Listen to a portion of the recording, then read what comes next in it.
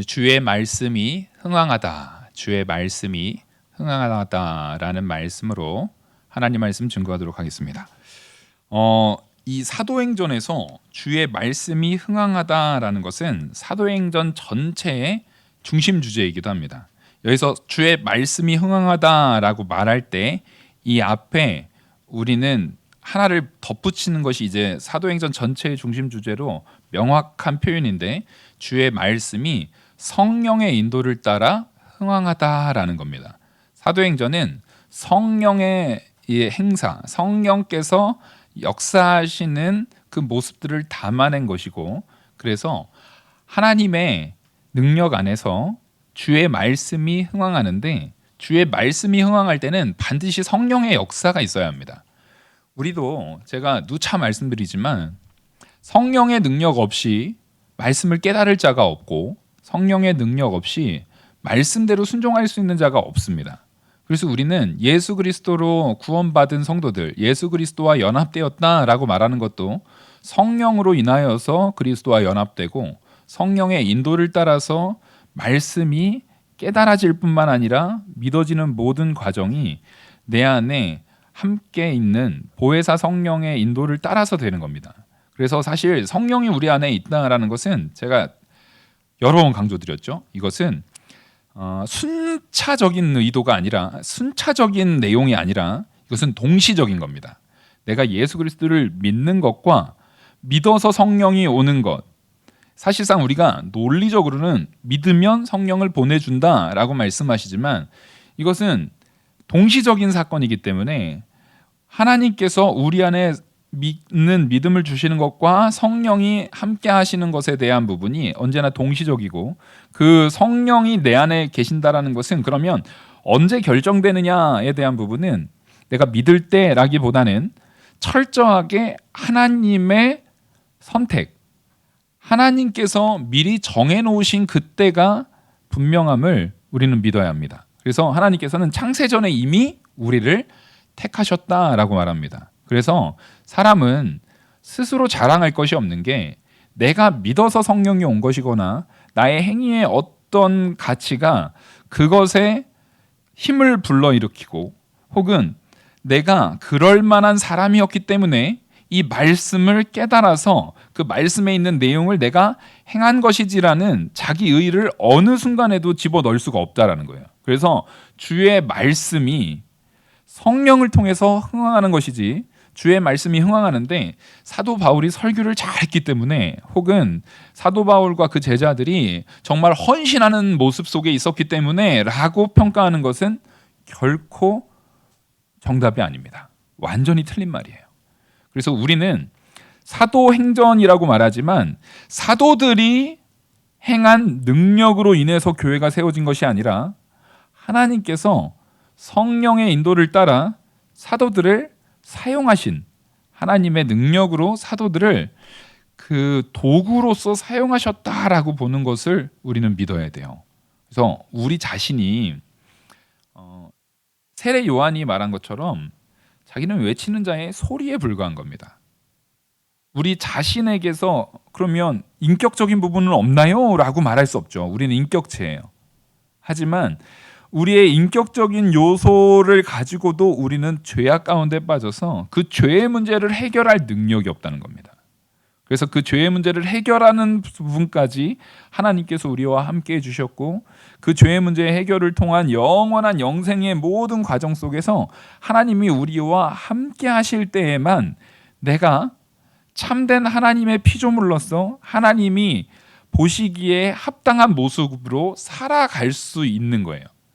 그러니까 사실 이 부분이 너무나 수동적이잖아요. 우리가 하나님께로부터 온전히 다 받고, 사실 우리는 나는 아무것도 아니고, 이런 요소들 때문에 지금 오늘날 이 시대에 자기 주도적이고 자기의 말 그대로 자기의 개성과 자기 주도적인 삶이 굉장히 중요한 덕목으로 중시받고 있는 이 시대에 기독교에 대한 이 말씀이 되게 배척되기 시작하는 게 요즘의 이 문화적인 환경입니다.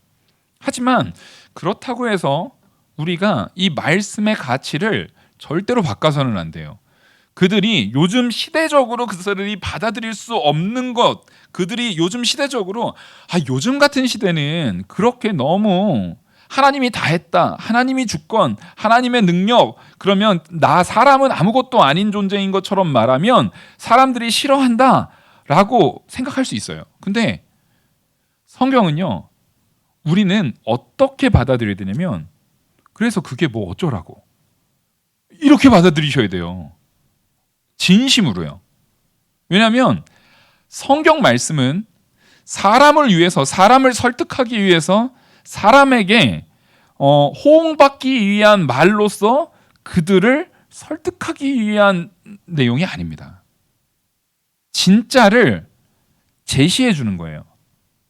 진짜는 이것이다라는 것을 보여주는 거예요.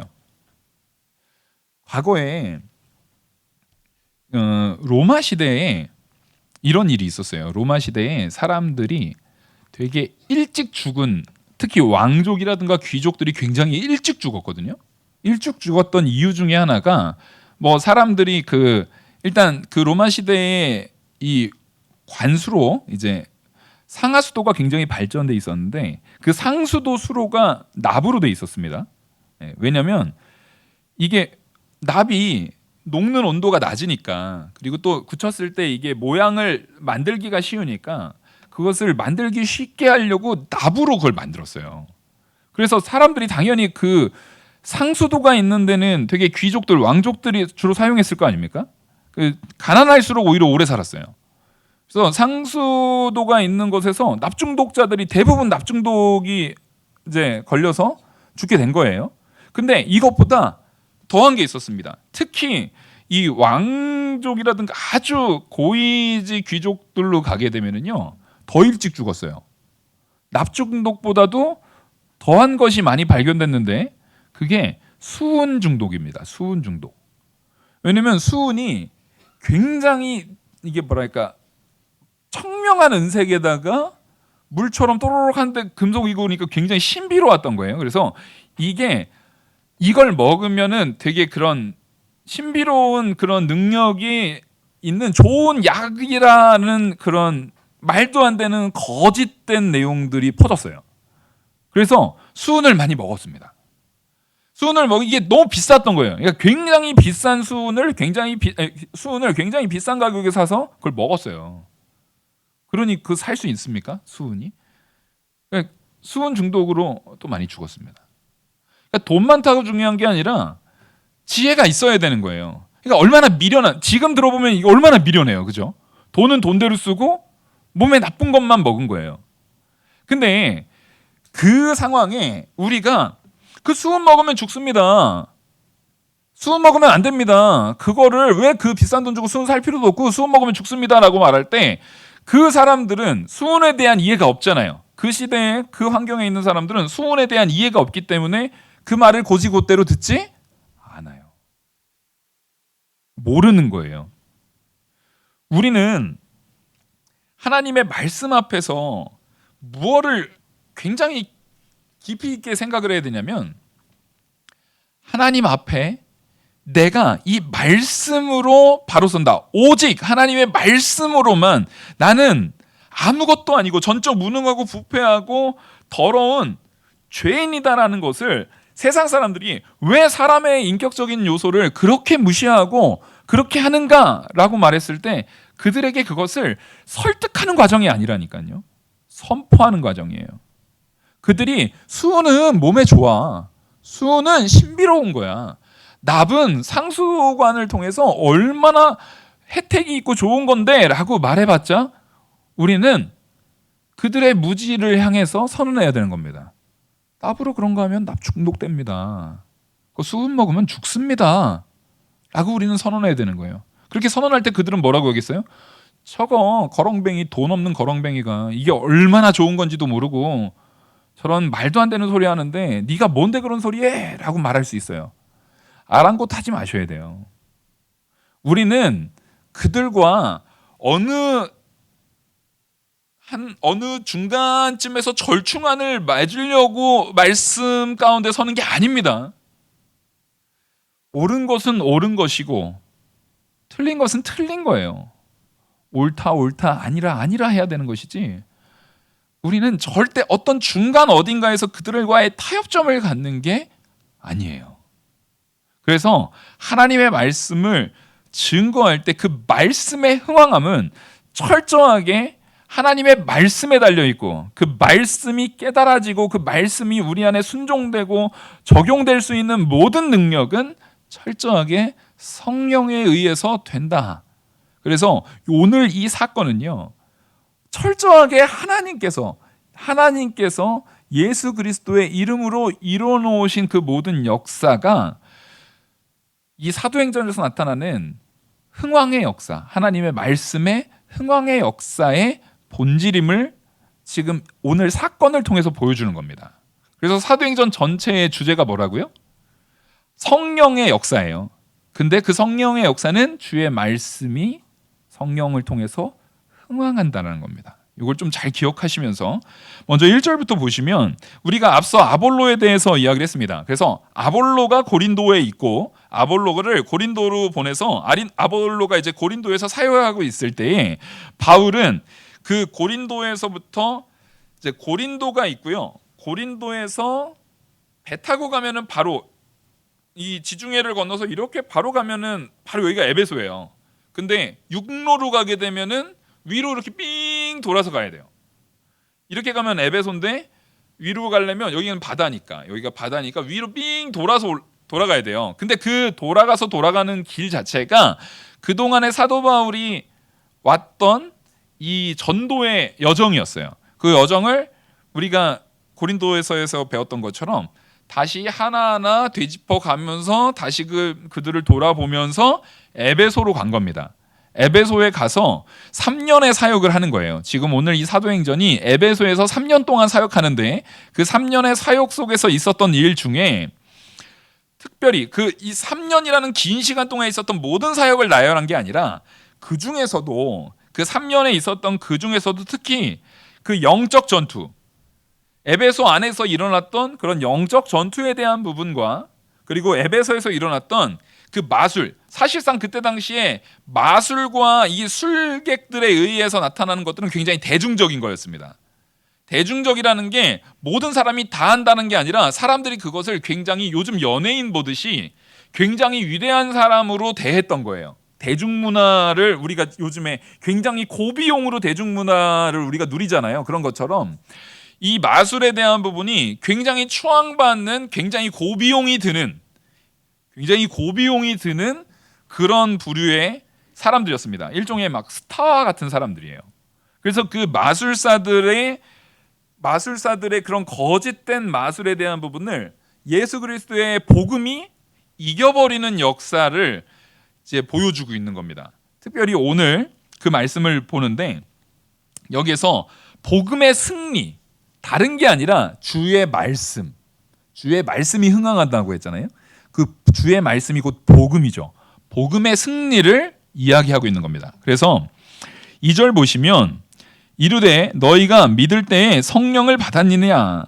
이르되 아니라 우리는 성령이 계심도 듣지 못하였노라. 지금 사도 바울이 에베소에 가서 지금 물은 겁니다. 너희가 지금 보니까 에베소에 어떤 제자들을 만난 거예요. 에베소에 보니까 예수님도 알고 예수님이 메시아라는 것도 알고 있는 제자들이었습니다. 그 제자들을 만나가지고 사도 바울이 너희가 그래서 믿을 때 성령을 받았느냐 이렇게 물은 거예요. 그랬더니 그 사람들이 성령이 계심도 알지 못한다라고 말한 겁니다. 사실상 이게 연결성에 있는 거예요. 사도 바울이 지금 사도행전 속에서 사역하고 있는 그 사역의 방향성이 어떤 것인가를 보여주는 겁니다. 아예 믿지 않았던 사람을 일깨워주는 것도 있지만, 지금 이 시대는요, 디아스포라 유대인이 예수 그리스도의 십자가 보혈과 오순절 성령 강림 이후에 디아스포라 유대인이 된 사람들도 있지만, 그 전에 디아스포라 유대인으로서 살아간 사람들도 있어요. 그 사람들은 기본적으로 그 전에 예수님의 십자가 사역과 오순절 성령 강림을 알지 못하는 디아스포라 유대인들은 누구를 통해서만 예수님을 알았냐면 세례 요한을 통해서만 예수님을 알았습니다. 그래서 세례 요한을 통해서 들은 예수님에 대한 부분은 굉장히 중요한 복음이긴 하지만 여기에는 십자가와 부활은 없어요. 그리고 성령의 역사도 알지 못해요. 그래서 세례 요한이 굉장히 큰 자지만 천국에 가면 세례 요한보다 작은 자가 없어요. 그 무슨 얘기냐면 예수 그리스도의 복음의 사역에 있어서 아는 만큼 그 사람이 큰 자예요. 그러니까 세례 요한이 살아있는 동안에도 아직 하나님께서 우리를 어떻게 구원하실지, 예수 그리스도가 십자가에 못 박혀 죽으시고 부활하실 역사로 우리를 구원하실 거라는 사실을 세례 요한은 모르고 있었습니다. 그러니까 그 차이를 얘기해 주는 거예요. 그래서 세례 요한의 지금 여기서 말하는 제자들은 세례 요한의 제자일 가능성이 높습니다. 앞서 아볼로도 마찬가지였죠. 아볼로도 세례 요한을 통해서 배운 제자였어요. 세례 요한의 학파에 그 예수님이라는 분이 있는데 그분이 우리의 죄를 짊어질 어린 양이야. 그래서 세례 요한한테 세례받은 사람들은 다 뭐예요? 이제 내 죄를 회개하고 그 예수 그리스도를 이제 영접해야 될 마음가짐을 가지고 죄를 회개하는 일, 바로 오실 예수 그리스도를 영접하기 위해서 내 죄를 회개하고 돌이켜서 오실 예수 그리스도를 준비시키는 일에 대한 부분을 들은 게 지금 세례 요한의 가르침입니다. 그래서 이들이 3절에서 뭐라고 말하냐면 바울이 이르되 그러면 너희가 무슨 세례를 받았느냐 대답하되 요한의 세례니라. 바울이 이르되 요한이 회개의 세례를 베풀어 백성에게 말하되 내 뒤에 오시는 이를 믿으라 하였으니 이는 곧 예수라 하거늘. 지금 사도 바울이 이들에게 더 분명하게 설명을 하는 거예요. 지금 너희들이 세례를 받은 게 요한의 세례. 요한의 세례라는 것은 뭐라고 하는 겁니까? 죄를 회개하고 백성들로 하여금 오시는 예수 그리스도를 믿으라는 그 예수 그리스도를 믿기 위한 준비의 과정 속에서의 세례를 얘기한 거예요. 근데 이 세례도 중요하지만 우리가 회개하고 돌이켜서 온전히 예수님 앞에 서려고 힘쓰는 이것도 중요하지만 여러분 이거로는 우리가 구원받을 수 있습니까? 내가 회개를 열심히 하면 그제서야 예수 그리스도가 우리 안에 믿어지고 오시는 겁니까? 아니라는 거예요. 이게 순서가 바뀐 거예요. 뭐냐면 물론 그러면 세례요한이 가짜냐? 그게 아닙니다. 하나님께서는 사람의 편에서 이해할 수 있는 이 영역을 고려해서 우리한테 시간적인 순서에 따라서, 그래서 점진적인, 성경이라는 것은 점진적으로 우리에게 열립니다. 구약 성경에서는 하나님께서 아브라함을 통해서 믿음으로 구원을 얻는다는 얘기를 아브라함의 전 인생, 그러니까 아브라함이 100세가 넘게 사는 그 전 인생의 모든 여정을 가지고 하나님이 이끄시고 하나님이 역사하시고 하나님으로 모든 것이 완성되는 과정을 그 한 아브라함이라는 사람의 인생 전체를 통해서 보여줬을 뿐만 아니라 이스라엘 나라가 말 그대로 이스라엘이라는, 그러니까 야곱이라는 자가 이스라엘의 이름을 받고 애굽에 가서 애굽에서 종살이하던 시간을 다 지나고 거기에서 거의 한 400년 넘게 애굽에 있다가 거기에서 출애굽에서 가나안 땅으로 들어가고 하나님의 허락하신 그 가나안 땅에서 죄를 지었다가 회개했다 하는 과정 속에서 하나님께서 함께 하실 때는 승리지만 하나님 앞에 죄를 지으면 벌 받는다라는 것을 계속 알게 했던 구약의 모든 이야기들이 왜 그렇게 많은 시간, 한 사람의 인생 전체 혹은 한 민족의 굉장히 많은 수백 년의 시간을 들여가지고 설명을 했는가? 그게 당시에 그 사람들의 수준에 맞춰서 가는 거예요. 지금 우리는 그것을 성경이라는 책을 통해서 한 번에 굉장히 많은 양의 놀라운 하나님의 지식을 확 받은 겁니다.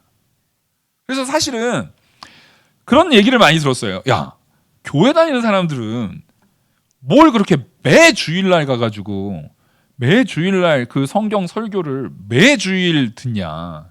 뭘 이렇게 자주, 그 주일도 모자라서 수요일에도 가고 주일에도 오전에 하고 오후에 설교 듣고 수요일에도 설교 듣고 뭐 금요기도 때는 금요일 날도 설교 듣고 새벽에는 또 매일 새벽도 설교 듣고 그러냐라고 말하는데, 그거는 이 말씀이야말로 나 자신, 이 흥왕에 대한 부분은요, 우리 개인의 영적 가치의 흥왕이 가장 중요한 거예요. 나를 살리는 그 흥왕의 역사가 오직 말씀에 있고, 말씀을 얼마나 깨닫고 말씀을 얼마나 순종하는지에 있다라는 것을 밝게 깨닫는다면 절대 그런 말을 할 수가 없어요. 알면 알수록 하나님 말씀 가운데 더 알아서 깨닫고, 깨닫는 걸로 끝나는 것이 아니라 그것을 순종할 때 우리에게 부어지는 큰 은혜가 얼마나 큰지를 우리는 아니까, 내가 아는 만큼 예배 가운데 더 충실하게 하는 겁니다. 내가 아는 만큼 예배 가운데 더 열심을 내는 거예요. 근데 이것이 세례 요한이 회개한 자기 개인, 사람 개인으로, 내가 말씀을 통해서 더 깨달아야 되니까 내가 더 열심히 회개해서 나를 더 정결하게 하면 예수님을 내가 더 다른 사람보다 더 훌륭하게 영접할 수 있을 거야가 아니라는 거예요. 세례 요한의 세례라는 것은 단지 먼저 올 길을 예비한 것뿐이에요. 그냥 그것의 본질이 아니라 그림자에 불과하고 그것을 준비하는 과정에 불과했고, 진짜 본질, 진짜 사실이라는 것은 예수님이 오셔서 예수 그리스도를 통해서 받는 세례. 그래서 사도 바울은 뭐라고 얘기를 하냐면 5절, 그들이 듣고, 지금 4절부터 보시겠습니다. 바울이 이르되 요한의 회개에 세례를 베풀며 백성에게 말하되 내 뒤에 오시는 이를 믿으라 하였으니 이는 곧 예수라 하거늘. 너희가 진짜 받아야 되는 그 세례의 본질, 그 본체신 분이 예수님이라는 거예요.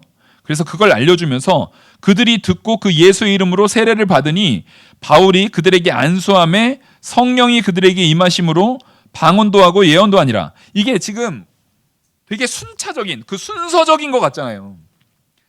사도 바울이 예수님을 말했고 예수님의 말씀을, 예수님의 복음을 전함을 통해서 그들한테 안수하고 세례를 주고 예수님의 이름으로 세례 주고 안수함을 통해서 그들한테 성령이 임하고 성령의 능력이 나타난, 이게 순서적으로 되는 것 같지만 다시 말씀드리지만 이건 순서적인 게 아니라 뭐라고요? 동시의 사역이에요. 동시적인 사역이에요. 그러니까 이 동시적인 사역이라는 것을 우리는 성령의 은혜로 깨달아야 되는 거예요. 그러니까 내가 성령을 받으려고 이거 해야지. 이렇게 되면 뒤에 나오는 마술사들의 오류에 빠져버리게 되는 겁니다. 내가 성령을 받기 위해서 외워야 되는 그런 주술적인 주문들, 이런 것들이 잔뜩 있는 게 아니에요. 내가 성경을 한 100독하면 성령이 오겠지, 그런 게 아니라는 거예요. 성경을 주술적으로 어떤 주문의 형태를 가지고 이것을 내가 많이 하면 할수록, 기도를 내가 무슨 40일 금식 기도를 하고 아니면 무슨 1000일 무슨 기도를 계속 하고 그렇게 치성을 드리면 무언가 달라지겠지에 대한 형태로 신앙생활을 하는 것은 아주 미련한 생각이라는 거예요.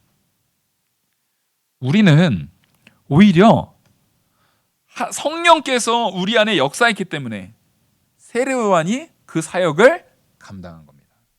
세례 요한이 외치는 자의 소리의 역할을 한 것은 이미 이사야서에 증거되고 있는, 이사야서에 예언되었던 성령의 사역이 하나님의 뜻에 따라서 누구에게서 이게 이루어진 거예요? 세례 요한에게로부터 이루어진 거예요. 세례 요한은 그 성령의 사역, 하나님께서 사용하시는 그 성령의 사역으로 쓰임 받아서 그 사역에 사용된 거예요. 그래서 스스로를 외치는 자의 소리라고 말하는 겁니다. 우리 모두는 그렇게 완전히 수동적인 사람들이에요. 뭐에 있어서만큼은요? 구원에 있어서만큼은, 복음을 통한 구원에 있어서만큼은 너무나도 수동적인 사람들입니다. 하나님에 의해서만 주장되는 거예요. 근데 그렇게 하나님에 의해서 철저하게 수동적인 우리는 매우 능동적인 사람으로 변화됩니다. 어떤 면에서요? 복음을 선포하는 면에서요. 그래서 우리는요, 먼저는 수동적으로 철저한 예수 그리스도의 은혜로 받는 은혜 안에서 완전한 능동, 하나님이 보시기에 가장 합당하고 능력이 있고 힘이 있고 정말 흥왕하는, 누가 보더라도 흥왕하는 역사가 일어난다, 믿지 않는 사람들이 보더라도 진짜 성도들은 흥왕하는구나 라는 그 역사가 일어난다라는 것을 정말 그 자리, 흥왕하는 자리에 한 명 한 명의 주인공으로 설 수 있을 만큼의 능동적인 힘, 그 능력이 우리 안에서 나오는 거예요. 왜요? 내 안에 뭐가 있으니까요? 성령의 능력이 있으니까요. 그래서 우리가 능력 있는 자 되기 원하시죠. 성도로서 하나님 앞에 능력 있게 쓰임 받고 능력 있는 자 되기를 원하시면 다른 게 아니라 기본을 준비하셔야 되는 거예요. 정말로 하나님 앞에 능력 있게 쓰임 받기를 원하시면 특히 우리 젊은 분들일수록 건강 관리하셔야 됩니다. 건강하지 않으면 능력 있게 쓰임 못 받아요. 건강 관리를 하셔야 돼요. 자기 관리를 하셔야 돼요. 그렇지 않으면 능력 있게 쓰임 못 받아요. 게으른 사람이 능력 있게 쓰임 받지 못합니다. 성실함은 기본이라는 거예요. 우리는 굉장히 기본기를 다져야 되는 사람들이에요. 근데 그 기본기를 다지는 과정에 있어서 누구를 의지해서요? 나를 수동적으로 이끄시고 역사하시는 하나님을 바라보면 하나님께서 내게 원하시는 바가 있어요. 하나님께서 내게 원하시는 바를 내가 말씀을 통해서 깨닫게 된다고요. 나를 수동적으로 깨닫게 하신다고요. 성령께서. 그러면 진짜 하나님 말씀 앞에 철저하게 깨닫고 그 말씀 앞에 바로 서고자 하는 사람이 자기 스스로에게서 가장 미워하게 되는 마음가짐은요, 게으름입니다. 제가 하나님 말씀 앞에 정말 깨달음의 은혜가 크게 이렇게 부어지는 기도를 하거나 말씀에서 큰 깨달음이 오거나 말씀에서 하나님께서 막 정말 확 열어주셔가지고 큰 은혜를 누릴 때가 있어요. 이게 목회자가 누리는 되게 큰 복 중에 하나거든요. 왜냐하면 여러분들보다 제가 성경을 연구하고 하면서 많이 보고 거기에서 하나님께서 수시로 주시는 깨달음에 대한 부분이 있는데 그 깨달음이 딱 올 때 제 마음속에 제일 먼저 회개하는 것은요, 희한하게도 내가 게을렀던 그 순간순간 실제 제가 그렇게 게으르게 살지는 않거든요. 근데 그 말씀의 깨달음이 확 올 때는 그 중에서도 제가 게으르던 순간들에 대한 부분이 확 드러납니다. 확 비춰져요. 그래서 하나님 앞에 굉장히 부끄러움을 갖게 돼요. 그러니까 하나님께서는 우리로 하여금 게으른 것을 정말 싫어하세요. 게으름 가운데 있는 것을 정말 싫어하세요. 확실합니다. 성경에서도 게으름에 대한 부분을 굉장히 악하게 치부하시고 그것을 굉장히 싫어하십니다. 근데 그 게으름에 대한 부분이 우리가 어떤 영역에서는 이런 거죠. 어떤 사람은 되게 부지런해 보여요. 매일 아침 새벽까지 일어나가지고 회사 가서 워크홀릭 계속 일만 합니다. 밤 늦게까지 일해요. 그래서 피곤해서 주일날 교회 신앙생활을 바로 하지 못해요. 이거는 부지런한 거니까 게으른 겁니까? 이건 굉장히 게으른 겁니다. 영적으로 아주 나태한 거예요. 게으름에 대한 가치의 기준을 우리는 주의 말씀으로 둬야 되는 거예요. 주의 말씀 가운데서 영적으로 부지런하지 못하면, 근데 사실은요, 기본적으로 변화되는 걸 보면은요, 차라리 워크홀릭이었던 사람이 하나님께서 하나님의 말씀으로 깨달았을 때 오히려 신앙생활 가운데 성실하게 굉장히 잘합니다. 근데 원래부터 일상생활 속에서도 되게 게을렀던 사람들 있잖아요. 그 사람들은요, 신앙생활 와서도 변화되기가 굉장히 어려워요.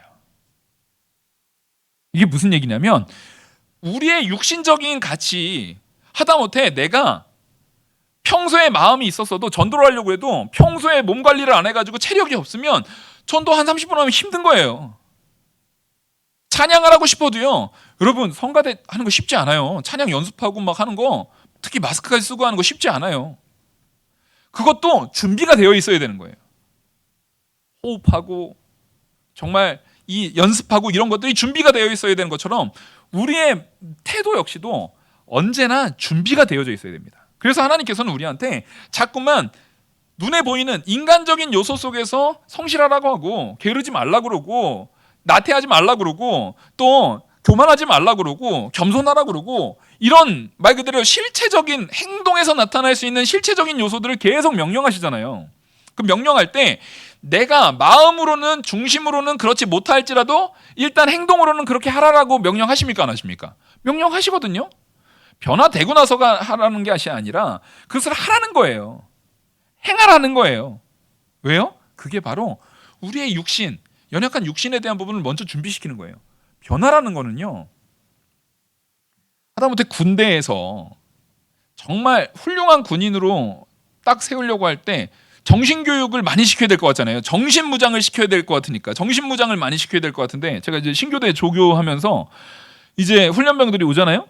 그러면 제일 먼저 하는 건 뛰게 하는 겁니다. 뛰게 하는 거. 구보부터 해요. 근데 그 신교대에서 훈련병들이 제일 힘들어하는 게 뭐 제식 훈련이니 총검술이니 뭐 사격이니 이런 걸 힘들어할 것 같지만 아니에요. 제일 힘들어하는 건 구보를 제일 힘들어합니다. 근데 그 구보에 대한 부분이 쫙 준비되고 해서 한 4주, 3주차 정도 지나게 되면 애들이 이제 체력이라든가 이런 게 좀 갖춰지거든요. 그래서 행군은 언제나 마지막 코스에 넣는 이유가 그거예요. 오히려 되게 기술적이거나 머리를 쓰거나 하는 일은 앞에다가 있어요. 제식이라든가 막 이렇게 막 애들 막 뭐 오른쪽으로 가라고 하면 꼭 왼쪽으로 가고 막 이래요. 예? 근데 그런 것들은 앞에 시켜요. 앞에. 오히려 사격도요, 생각보다 체력에 대한 부분이 많이 들어가는 것이 아니기 때문에 오히려 그 앞에 시켜요. 그리고 구보로 한 3주 정도 이상 준비가 되면 그때부터 이제 각계 전투부터 해가지고 그런 거를 그 이후로 시키게 되고 마지막에 행군을 하게 되는 겁니다. 몸에 준비가 되어 있지 않으면은요, 체력으로 준비가 되어 있지 않으면은요, 그런 훈련을 하지도 못할 뿐더러 그렇게 훈련소에서는 사실상 이들에 대한 정신무장을 시키는 게 아니라 체력 만들어서 보내는 거예요. 체력 만들어서 보내면 그 체력을 가지고 내가 최소한 체력이 있으면은 어려운 환경들에 놓여져 있어도 쉽게 좌절하지 않아요. 그래서 되도록이면은 행군하다가 애들이 막 너무 힘들어서 쓰러지면은 차에 실려 보내거든요. 근데 이게 참 신기한 게 어쨌든 훈련소에서 차에 실려서 갔던 애는 자대에서 거의 100이면 100 문제가 일어나요. 그래서 우리 조교들이 어쨌든 내 내무반에 있었던 애, 이게 마음이 쓰여요. 내 내무반에 있었던 애들이 어쨌든 행군, 그거 사실 별거 아닌데 애들이 너무 운동 안 하다가 온 애들은 힘들어요. 사실 그것도. 그러니까 그거를 어떻게든 끝까지 걷는 경험을 주려고 애가 막 지치고 그러면 군장 다 대신 들어줍니다. 대신 들어주고 총도 다 들어주고 맨몸으로 일부러 그 제 짐에다가 운동화 같은 것도 일부러 좀 몇 개 가져가요. 전투화도 벗겨서 운동화 신게 해가지고 어떻게든 가게 하려고. 그래서 최대한 가볍게라도 마지막 그 코스의 마지막까지 도달하게 하려고 굉장히 노력을 합니다. 우리가 영적으로 준비됐다는 것도 마찬가지예요. 하나님께서 우리로 하여금 끝까지 포기하지 않고 계속 잡아주시고 내가 넘어질만 하면 끌어올려주시고 내가 넘어지려면 하면 끌어올려주시고 결국엔 끝까지 하나님께서 붙잡아 주셔서 마지막까지 그것을 완주하게 하시는 이유가 뭐냐면요, 우리를 흥황하게 하시려고 그러는 거예요. 우리를 준비시키시는 과정이에요. 근데 그 준비시키는 과정이 내 안에 계시는 성령 하나님께서 하시는 거라니까요. 그래서 세례 요한이 주는 세례와 예수 그리스도를 통해서 받는, 예수 그리스도 이름으로 받는 이 성령의 세례는 근본적으로 다른 겁니다. 완전히 다른 거예요. 그래서 우리가 그 세례를 받는다, 지금 여기서 5절에서 나오는 예수 그리스도의 이름으로 받는 세례에 대한 부분은 그리스도의 죽음과 부활 그리고 성령을 통해서 거듭나게 하는 사역과 구원의 모든 가치를 그 세대를 거쳐서 우리에게 부어주시는 그 모든 은혜의 상징을 예수 그리스도께서 주시는, 그러니까 구원 사역의 모든 것, 그것을 예수 그리스도를 통해서 우리에게 부어주시는 세례다라고 표현하는 거예요. 그러니까 복음의 가치의 모든 것이에요. 우리는 그 가치 때문에 예수 그리스도께서 주시는 그 세례의 가치, 성령 세례의 가치, 세례라는 게 딴 게 아닙니다. 세례는 예수님이 나를 위해 죽으신 내가 예수 그리스도로 이제는 완전 새 생명으로 부어졌다라는, 세례는 물에 잠기는 거잖아요. 나는 이제 옛사람은 죽었고 예수 그리스도의 십자가의 보혈과 함께 새 사람으로 살아났다라는 것을 우리한테 보여주는 거예요. 바로 세례 자체가 복음이고, 세례 자체가 우리에게 주어지는 구원의 놀라운 역사, 그것 자체입니다. 그래서 그것을 받아야만, 그것이 있어야만, 바로 그건 오직 성령, 내 안에 계시는 성령을 통해서만 이루어져요. 그래서 너희가 성령을 받았느냐라고 묻는 겁니다. 근데 여기서 성령은 내가 사용하는 도구입니까? 전적으로 하나님의 역사입니까? 하나님의 역사죠. 절대 수단화시킬 수 있는 게 아니에요. 절대 도구가 아니라고요. 무슨 문서에다가 이렇게 막 주문 주술서 막 해가지고, 우리 영화 같은 거 보면은 그렇게 이집트에 두루마리 이렇게 돼 있는 거에 보면은 그거를 아무 사람이라도 막 이렇게 갑자기 막 읽으면은 뭔가 막 역사가 일어나잖아요. 실제 이집트에 보면은요, 지금도 그 마술에 대한 주술적인 용어를 담고 있는 두루마리들이 많이 발견이 됐어요. 고고학적으로 그런 게 많이 발견이 됐어요. 그러니까 지금 이게 시대적으로요, 사도행전 당시에 시대적으로 여기에서 마술서라는 것이 굉장히 사람들한테 인기가 있고 센세이션을 일으키는, 굉장히 많은 사람들한테 각광을 받는 그런 것들이었어요. 근데 여기에서 마술, 이 능력이라는 것은 철저하게 뭡니까? 수단입니다. 수단. 자연적으로 어떠한 능력이 있는데 그 능력을 내가 무언가의 기능, 예를 들어서 그게 어떠한 물건, 보석 같은 게 될 수도 있고, 어떠한 책에 있는 주술, 주문일 수도 있고, 우리로 따지면, 한국으로 따지면 부적 같은 거잖아요. 그런 걸 수도 있고, 그런 걸 가지고 내가 별로 노력하지 않아도 그 능력을 발휘하고자 하는 사람의 욕심이 만들어낸 일종의 하나님의 능력을 수단화시켜가지고 내가 하고자 하는 것을 취하려고 하는 거예요. 이게 한국도 그렇잖아요. 그러고 보면 한국은 참 좀 쪼잔한 것 같아요. 지금 여기 이 주술서, 옛날에 이집트의 주술서라든가 이런 막 마술, 이거 책이라고 하잖아요. 오늘 본문의 마지막 보면은 이 사람들이 그 책을 다 불사르거든요. 마술을 행했던 많은 사람들이 그 책을 모아가지고 와가지고 모든 사람 앞에서 불사르잖아요. 근데 그 책값이 얼마래요? 은 5만이래요. 이게 하루에 시간당 10,000원, 시간당 10,000원으로 계산을 했을 때, 하루 일당 시간당 10,000원으로 계산했을 때 이 은 5만이면은요, 요즘 시세로 따지면 50억에서 60억입니다. 즉 그 책값이 그렇게 비싸요. 왜냐면 이 책은 그걸 내가 이해해서 그 글대로 이해할 필요도 없어요. 그 글대로 내가 읽기만 하면 그런 일들이 일어난다, 그런 의미를 갖고 있는 거거든요. 그러니까 그것 자체가 내가 얼마든지 능력을 내 능력을 수단화시켜가지고 얼마든지 사용할 수 있는 거예요. 그러니까 뭐랑 똑같냐면, 옛날에는 사람의 몸을 꿰뚫으려고 하면은 얼마나 많은 훈련이 필요합니까? 예? 얼마나 힘들어요. 칼로 뚫려고 해도요, 사람 몸 뚫기 쉽지 않아요. 많은 훈련과 막 많은 노력이 필요합니다. 근데 요즘에는 뭐예요? 총이 있으면은요, 갓난 아이라 할지라도요, 그걸 땡길 힘만 있으면은 사람의 몸이 뚫고 사람을 죽일 수 있어요. 그러니까 점점 사람은 작은 힘을 가지고 별로 노력하지 않고 무언가를 쉽게 이룰 수 있는 수단화를 언제나 원합니다. 이 사람의 발전이라는 것은 점점점 작은 힘을 가지고 점점점 기술의 발전을 통해서 더 큰 파워, 더 큰 수단으로서 이용하려는 거예요. 가장 극단적인 게 핵무기죠. 핵무기. 네. 핵무기는 열쇠 2개 가지고 이렇게 측익해가지고 열어가지고, 예? 뭐 미국 대통령이 됐든 소련의 그 푸틴이 됐든 중국의 시진핑이 됐든 그 사람들이 버튼 딱 누르면, 예, 굉장한 노력이 아니에요. 누르면 한 나라가 지도에서 사라질 수 있어요. 사람은 언제나 그걸 원해요. 여기에서 마술사라는 것이 단지 옛날에 마술사가 있었는데 이렇게 바라보면 안 되고요. 지금 우리도 예수 그리스도를 내가 성도라 할지라도 수단화시키고 성령을 수단화시키고 그 모든 것들을 내가 앞으로 이루어 나갈 무슨 일을 위해서 사용하는, 이용해 먹으려고 하는 것으로 사용한다면 그건 내가 지금 마술사랑 똑같은 거예요.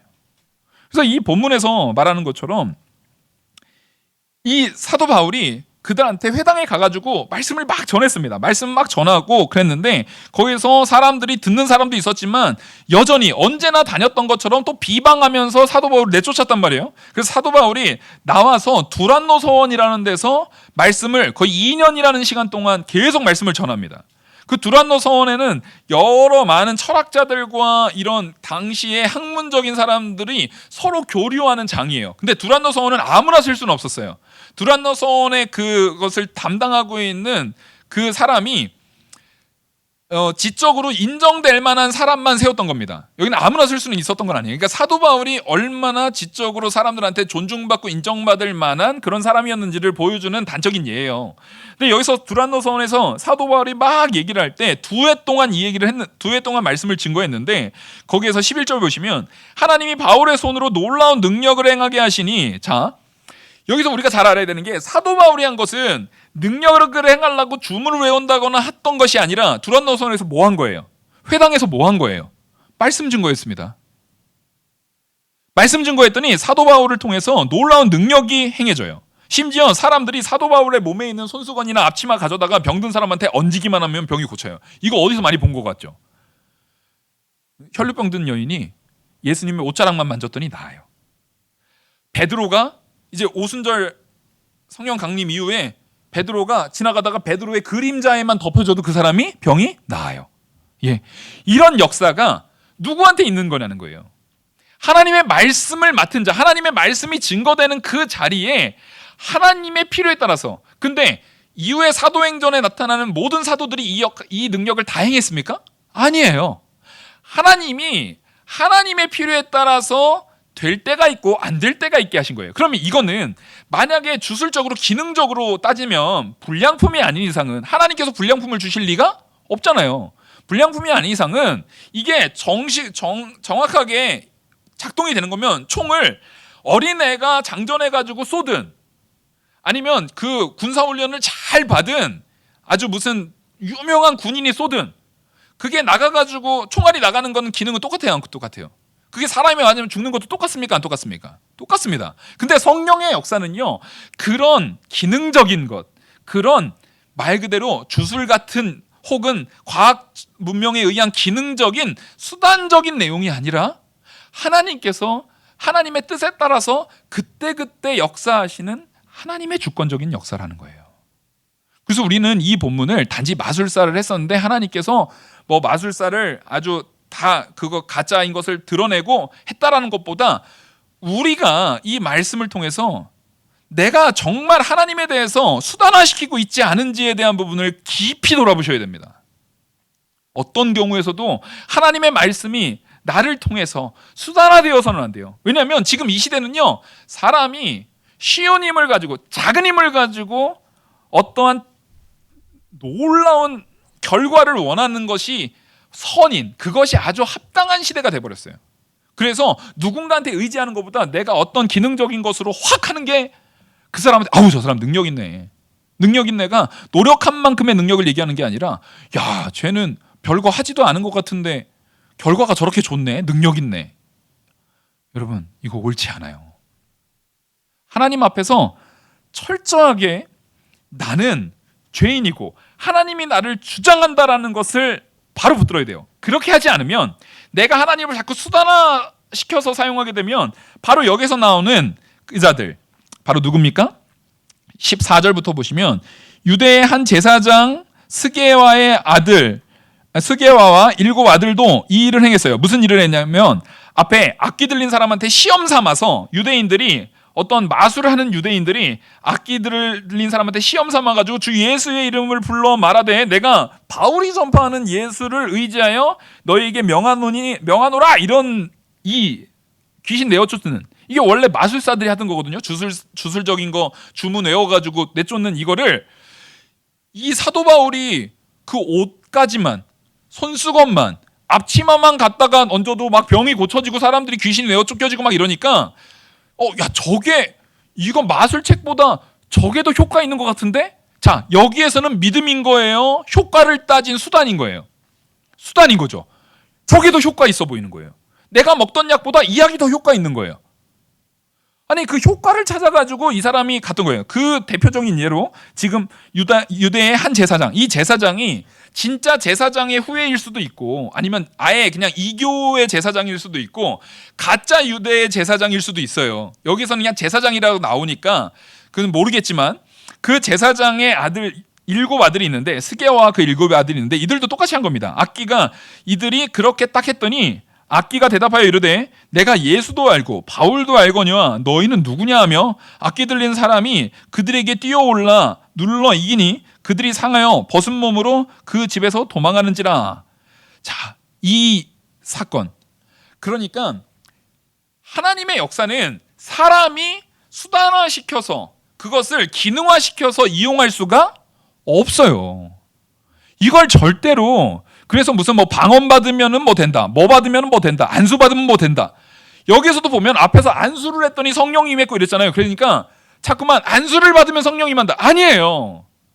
그럼 안수 안 받은 사람은 성령 없습니까? 안수를 하면 성령을 온다. 그런 거 아니에요, 절대. 그래서 어떠한 형태로도 교회에서는 성도는요 하나님의 역사를 말씀 이외에 말씀의 역사 자체를요 어떤 경우에서도 수단화시키시면 안 돼요.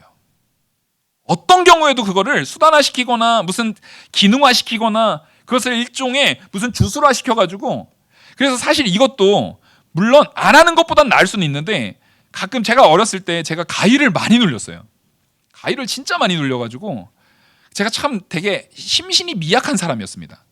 그래서 실제 어렸을 때 막 헛거도 많이 보고요. 감기 한번 걸리면 다른 애들은 뭐 한 며칠 자고 일어나면 끝나는데 저는 막 감기 들리면 막 헛거 보고 막 별짓 다 했어요. 막 눈에 귀신도 보이고 막 멀쩡히 그 들어 누워 있는데 갑자기 막 가위가 눌려가지고 30분간 몸 못 움직이고 막 그랬어요. 제가 어렸을 때부터 몸이 좀 약했거든요.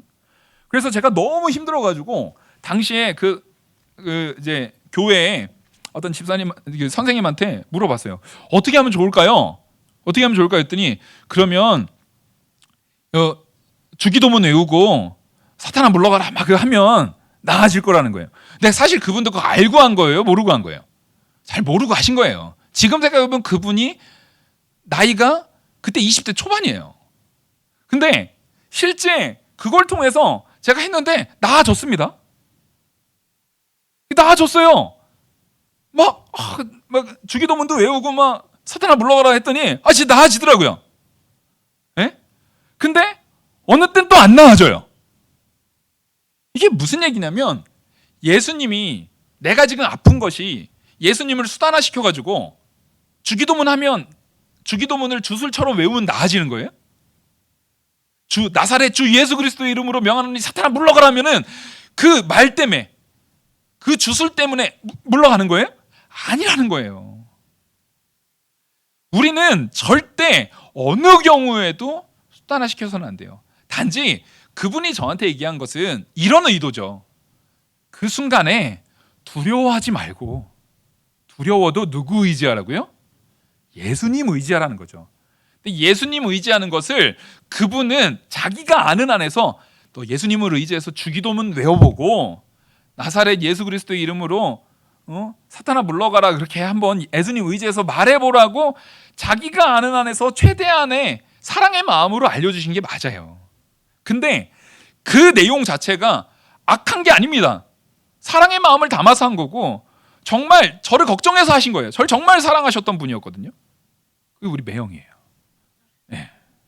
지금 목사님 하시는 제가 제일 존경하는 그분이 그렇게 하라고 했어요.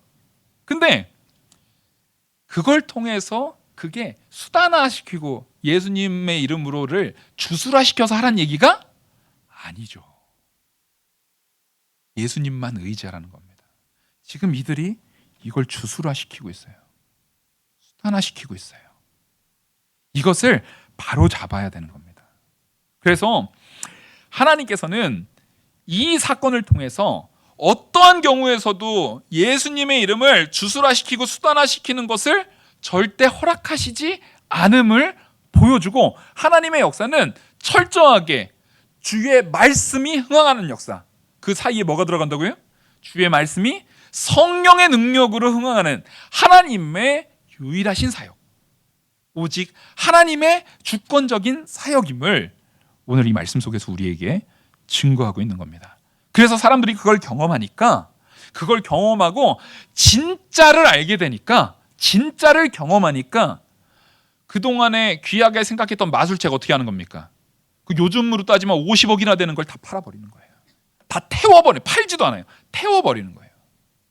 아까 서두에 제가 말씀드렸던 것처럼 그 로마 이 사람들이 수은 먹는 게 나쁜 걸 진짜 진리를 알게 되면 수은 먹겠어요, 안 먹겠어요? 있는 수은 다 버려버리겠죠. 그 납으로 이 상수관을 했던 거를 이제 그거 하면은 죽는다라는 것을 진리를 알게 되면 그 납을 놔두겠어요? 싹 다 해서 물을 떠다 먹겠어요? 물을 떠다 먹겠죠. 힘들어도. 성도는 그걸 아는 자들인 겁니다. 이 세상에서 우리한테 이게 편해, 이게 좋아, 이게 훌륭해, 요렇게 하는 게 나은 거야 라고 말했던 많은 거짓들에 대한 부분을 하나님의 능력으로 조명이 비춰져서 참된 진리가 주어질 때 깨달아 알아서 이제는 그것을 하지 않는 거예요. 오늘 이 말씀처럼 내 안에서도 오직 주의 말씀이 성령의 인도를 따라 내 안에서 흥황해서 세상의 가치가 아닌 오직 주의 말씀의 가치를 붙드는 저와 우리 영화교회 모든 성도들이 되기를 간절히 소망합니다. 기도하시겠습니다. 은혜와 사랑이 많으신 하나님 아버지, 이 말씀이 우리 안에 깨달아져서 오직 하나님께만 영광 돌리는 자들 되게 하여 주시옵소서. 하나님으로 우리가 변화되고 하나님으로 우리가 생명을 얻고 하나님으로 우리가 순종할 수 있는 오직 하나님의 능력으로 우리는 수동적으로 되어지는 자임을 깨달아 알고 그 능력을 받은 내가 이제는 능동적으로 하나님 말씀 증거하는 증거자로, 하나님 말씀 선포하는 선포자로 변화되는 역사가 성령의 인도를 따라 일어나게, 우리 영화교회 안에 충만하게 일어나게 은혜 내려 주시옵소서. 이 모든 말씀 살아계시는 우리 주 예수 그리스도의 이름으로 기도 올리옵나이다. 아멘. 찬송가